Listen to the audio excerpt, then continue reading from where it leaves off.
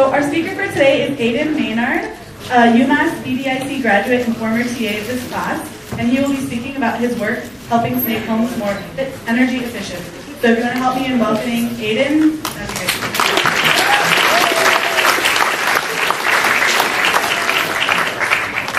Thank you. My name is Adin, and my son Nick is here. He's my assistant, 8 years old.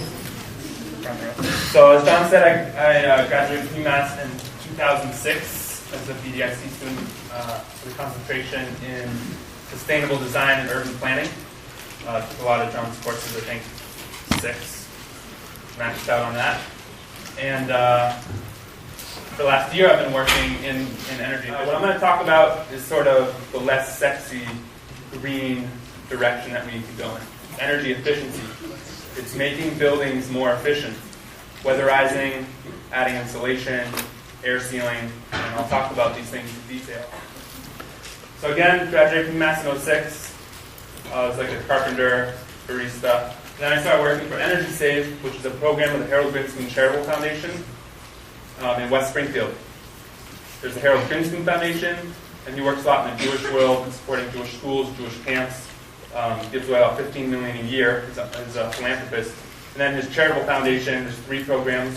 One of them is Energy Save. And we're working basically to increase energy efficiency in Western Massachusetts. Our goal is simply to increase the number of single-family homeowners in Western Mass who adequately insulate their attics.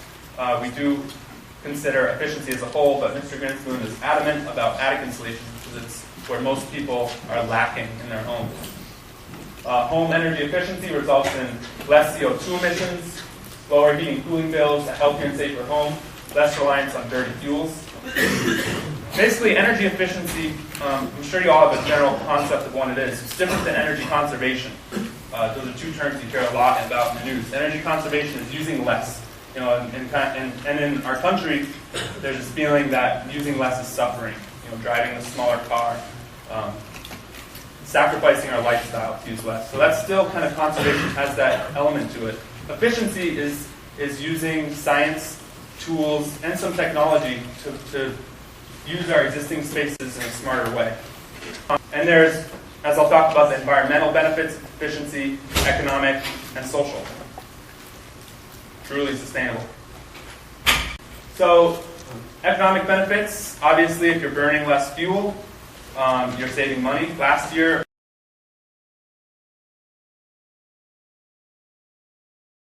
home heating oil prices were up over $4 a gallon.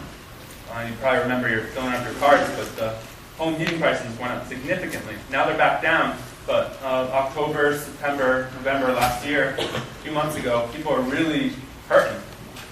Spending almost like a third of their mortgage payment on heating in some cases. Buildings use way more energy in our society than transportation or industry sectors.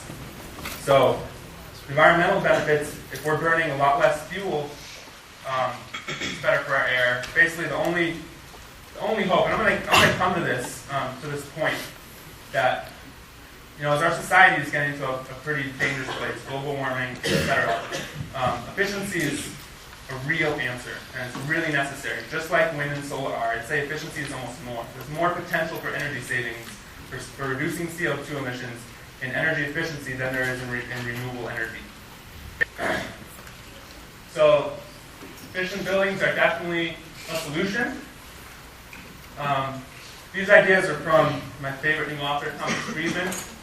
And he basically says that we're having a green party right now. There's no revolution happening. You may see it in the magazine stands, you may hear about it in the news, but we're not doing it. And there's definitely the clear point that fossil fuels are going to lose their subsidies, prices are going to go up. So we might as well invest in efficiency and get ahead of the situation. So, the energy industry, this probably comes back to your question. In our country, energy research and development, R&D, the oil, gas, solar, wind, and coal industries spend about $8 billion total for R&D, research and development, exploring the next technologies. $3 billion from the federal government, $5 billion from the private sector. Putting it in context with other industries, R&D for energy efficiency was 0.8% of revenue since 2008. Normal for an industry is between 8 and 10%. American Recovery and Reinvestment Act, that's what's being signed, 700 billion to 900 billion, whichever they land on. It's going to influence efficiency a lot. Could create 100,000 jobs in 2 years, reduce U.S. carbon CO2 emissions by nearly 200 million metric tons over the lifetime of the installed measures. So, as insulation is installed, it saves energy over time. So this is significant. And more details about it. So $5 billion is slated to go into the Weatherization Assistance Program. Currently it's budgeted about 270 million or so. That's a significant increase. Weatherization is efficiency services that I'm going to get into for low-income families nationwide. It's a federal program. $4.5 billion to make 75% of federal buildings more energy efficient. That's lighting, deep retrofits. Again, I'll get into the details of that. It's a lot of money. $300 million for state matching grants or rebates to consumers who purchase high-tier energy-efficient appliances. Again, $300 million. So if you go out and buy an Energy Star appliance instead of an old-fashioned one, or don't buy used one, buy Energy Star. It's going to help us all. So these are numbers from Friday, and they're shifting. But the point is, this is big stuff, and a lot of jobs are going to come out of this.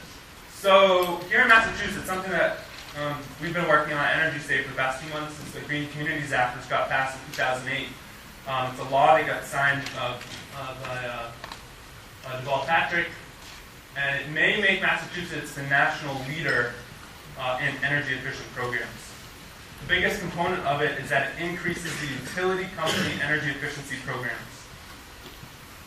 by requiring the electric and gas companies to invest in efficiency before new generation. Okay, so what is the utility efficiency program? Basically, every month on utility bills, you're charged a little bit, a couple dollars, towards energy efficiency programs. That goes in a big pool. Utility companies have this program called Mass Save, and they provide free energy audits. That's what we're going to talk about. It's basically a full house inspection to figure out where the home can be more energy efficient. There's also funds. They will pay 75% up to $2,000 to help that homeowner install the recommended energy efficient measures on the home. Attic insulation, air sealing, heating systems, windows, basement insulation, sidewall insulation. Whatever the auditor sees is the best investment. Houses, this is specifically about, as one may get into, is residential energy efficiency. There's also efficiency programs for commercial buildings and industrial buildings. And heating and cooling particularly accounts for 50 to 70% of the energy used in the average home. So there's some things the auditor will look for. The low-hanging fruit, very simple things you can do to save energy. CFL light bulbs, those coily things, those are no-brainers. They pay back almost immediately, within a year, but you should replace them even if your old bulb is still working. So the auditor will go through your house, they'll provide payback terms. They'll say, if you do this, this is the expected energy BTUs you'll save, and then they can equate that to dollar amount. So that's really a big selling point. This person comes in and is telling a homeowner they have to spend $5,000 to add insulation and stuff. They'll say, well, you know what, with utility company incentives, the utility company is going to pay $2,000 of it. At $3,000, you'll have that paid back in 2 years. Then after that, you're just saving money. That's a no-brainer. And that's kind of the power of this service, is that they can provide payback information. It's a smart, economical investment that everyone can understand. This is my email if you have any questions or want more details about this stuff. I'm going to talk about this industry. So energy efficiency, as all the federal money gets into this, there's more and more need for people working in it at all levels. From utility programs to private sector to low-income programs. And there's people in Western Mass. There's programs that are helping do some job development. There's going to be more of this. There's going to be more programs like this. You can email me about it, or I think John has some info about that I mentioned. So after I said green jobs 3 or 4 times, the last thing I want to end on, there's no such thing as a green job. These green jobs, green industry, green business, corporations that do the right green thing need to be phased out. We need to just have this be part of the fabric of our country, of our culture. And thank you. We'll see you on Tuesday.